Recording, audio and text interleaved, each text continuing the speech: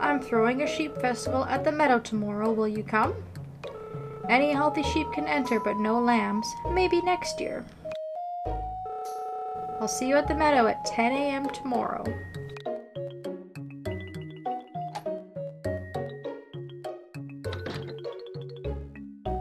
Hello everybody and welcome back to Sunshine Islands.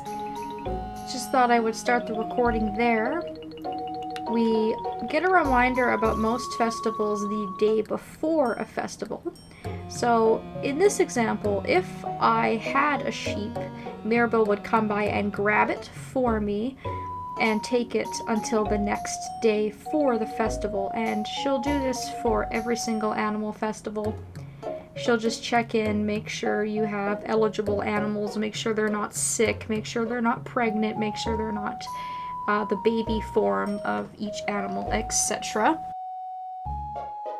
So we can still attend the sheep festival if we'd like. We can go and see what it's all about and talk to some villagers and go hang out with some sheep, but we definitely don't even have a barn to put any sheep into. So with that out of the way, let's go ahead and get our day started. I'm pretty stoked because we are going to be able to get a couple more sunstones today. I'm just going to go ahead and water these potatoes. I'm going to leave the right plot alone, and I'm also going to leave those turnips alone. They shouldn't need any more water. And these turnips, as we can see, are ripe for the pickings, so we're going to grab these and ship them for a bit of money.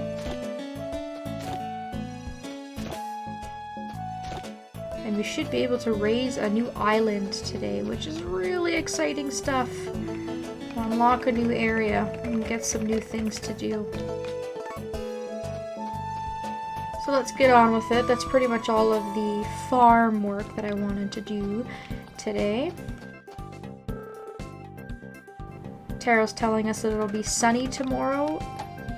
Every single day that there's a festival, it's generally always sunny. There may be some exceptions that I can't think of right now, but on a festival day, it's pretty much guaranteed to either be sunny weather or cloudy. It hardly ever rains or snows on a festival day, which can be a good thing, because if you've had, say, 3 or 4 days of heavy rain, you know you're going to get a break, and you're just going to get a little bit of sunshine, which is nice.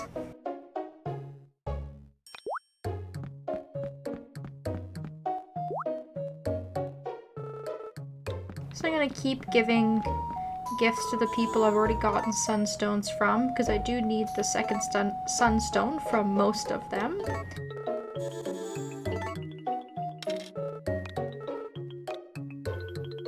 And then just giving out other gifts where I'm able to. But I went ahead and played a little bit on this day already, and I was able to find a couple villagers to give me the stones, which is great. So Eliza should be giving us a stone today, Pierre should be giving us a stone today, and Sabrina as well. And that will put us at a total of 13, which means that we can raise an island and we'll have 1 to spare. There you go, Pierre. Thanks for all the presents you've given me. I found this sunstone while I was out looking for ingredients. Consider it my gift to you. Thank you kindly. So I will get a flower. Well, I was gonna say I'll get a flower queued up for Eliza, but I do not have one. So I guess I'm just gonna have to go find one. There should be some out on the map here.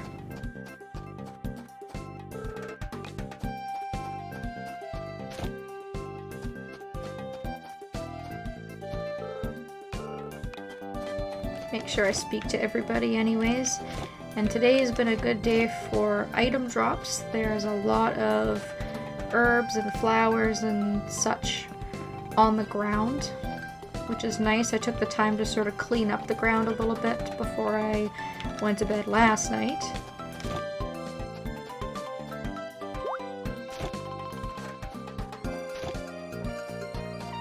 So go ahead and pick up these flowers. And unfortunately with Lana, I think that flowers are a neutral gift. I don't think she actually particularly likes or dislikes them, and the problem with that is that you have to give the characters gifts that they actually like in order for you to get their sunstones. So I may actually not be getting a sunstone from her anytime soon like I thought, which is kind of a bummer. But we will run into things that she likes eventually. It's just like Natalie. I haven't really been giving her gifts, but eventually she'll cave with all my awesome gifts. So we're gonna give one to Sabrina here, and she'll give us a stone in return. Weren't you looking for this? Please take it. Thank you ever so much.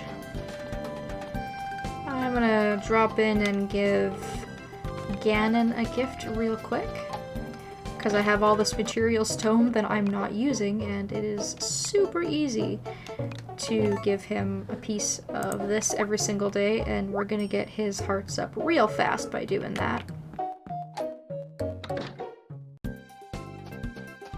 So finally, I'll go back and speak to Eliza now that I have a flower for her. And she should give me another sunstone. And even if she doesn't, I have 12 right now. So I'd be able to go and raise an island without her help. Should also fix on my inventory here. It's getting pretty clogged. It just drives me crazy that these items don't stack. It makes no sense. I don't know why it does that. I would have saved so many hours of game time total if all of my items would just stack.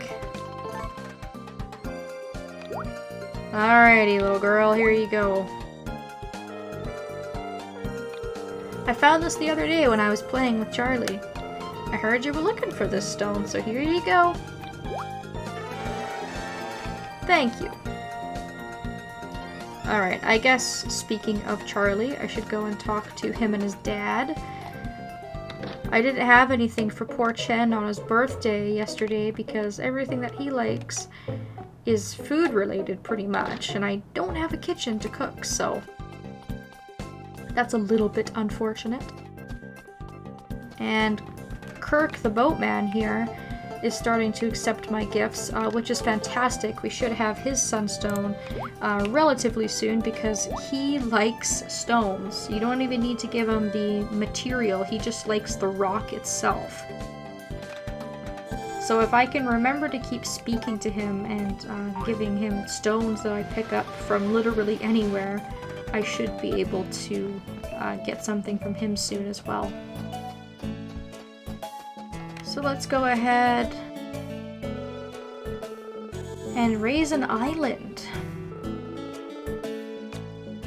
We have 5 choices. We can raise any island we would like. But of course, like I've mentioned, Mystic, Mushroom, and Volcano are my 3 top priorities. Volcano Island unlocks mining. It also unlocks a marriage candidate for each gender, as well as 2 sub-villagers. So it allows you to unlock a lot of characters, which allows you to also subsequently unlock a lot of sunstones, but it's pretty early in the game to be worried a lot about mining. We just don't have the ability to really do that effectively at the moment, so I'm going to hold off on it for a little while at least. But if you like mining and you're wondering where mining is in this game, you would be getting that from Volcano Island. Mushroom Island unlocks 2 characters, and it also allows us to keep another pet. So again, another great choice. It also unlocks the ability to pick up mushrooms, which are great for recovering stamina, and we can use them in cooking and so on and so on. But I think what I'm going to do first is I'm going to unlock the Mystic Islands. The reason for that is because it unlocks a whopping 5 villagers, which means that there are at least 10 sunstones that you're going to get from befriending the people on these 2 islands. There's also 2 stones to be found on the actual island itself. So just for the sake of being able to get everything unlocked quicker, I think this is probably my best bet. But it is completely up to you what you want to do. If you want to start getting to know your marriage candidates better and faster, then you might want to start with Volcano Island. If foraging mushrooms really appeals to you, you can start out with Mushroom Island. The Mystic Islands also unlocks 1 marriage candidate as well.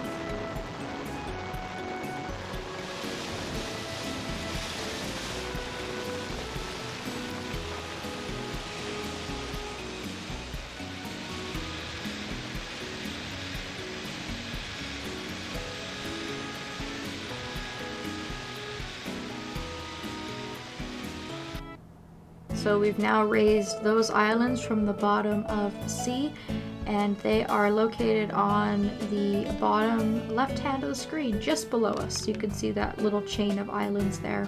Those are the Mystic Islands.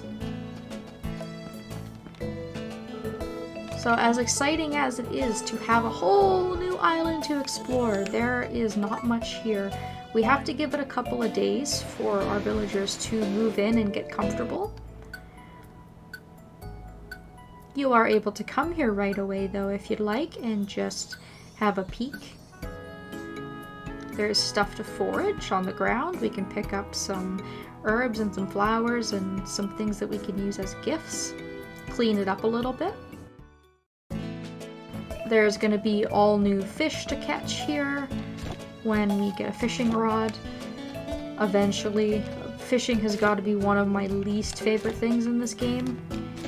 But it's necessary, unfortunately. So I will begrudgingly be doing fishing later on, but I'm not too worried about it at the moment. This is the Witch Princess Island, which will give you a little bit of a hint as to who is moving in. I'm going to pick up all of the stones and just keep them in my inventory for now, because I can give them as gifts to Kirk, and then if I don't want to keep hauling them around, I could just dump them on my farm as well. And again, with the inventory management, which would be completely unnecessary if the game just stacked your items. But it's good to see that we were able to pick up a lot of stuff today, a lot of extra flowers as well, which is nice. We don't just have to scour the beaches looking for them, which will help us out. Continuing to give our gifts out and such.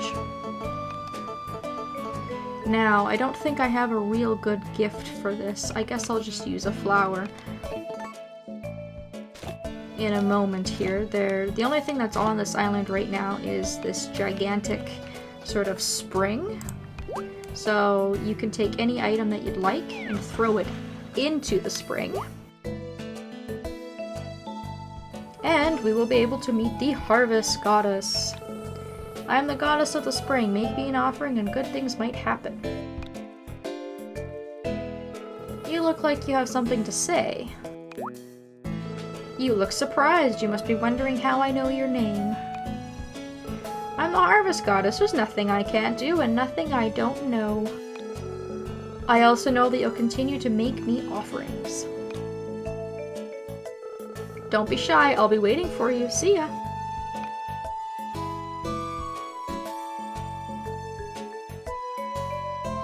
So the thing that's really nice about the Harvest Goddess is you can't technically talk to her until you give her a gift, so she'll start accepting your gifts right away, so anything that you throw into her pond will have either a positive or a negative effect on her friendship.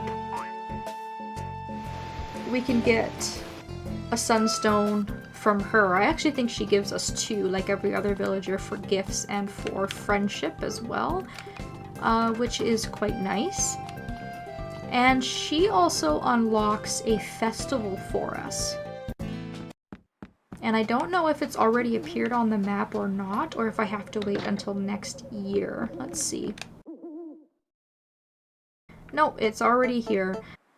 So on the 8th of spring of every year, it's not only the harvest goddess's birthday, but it's also a festival as well. And it may not be appearing on my map just because I don't have a high enough affection with anybody yet. But basically, this is another sort of romantic festival. You take a date and you get to watch the female bachelorettes do sort of a dance. So whoever you invite to go to that festival, you'll get huge heart points with, and you can invite a male character if you're playing as a female as well. So that is going to have to wait until next year. We can't do anything with that, unfortunately, but it does unlock once you unlock the Harvest Goddess, which is pretty cool. And that's pretty much it for now. We have to wait probably a day or 2 in order to see the new villagers and the buildings that are going to appear on the Mystic Islands, and I do believe it'll be Kirk that will tell us. If we speak to him and try to go anywhere, he'll let us know that some people have moved in. So we'll have to start looking forward to that, being able to meet some new people, which is always nice. And we will just take a peek in at the Sheep Festival tomorrow, even though we can't participate, just for the heck of it. We'll be able to socialize a little bit and go over sort of what to expect on festival days versus normal days. So that is it from me. I think I've pretty much covered everything. There wasn't anything that I missed out on, and I'm not able to get any more additional sunstones at this time, so we're just going to keep working on that as well. Thank you all so very much for watching. I hope you are looking forward to meeting some new neighbors soon, and that you'll be coming back to watch another video, and I will hopefully see you all next time.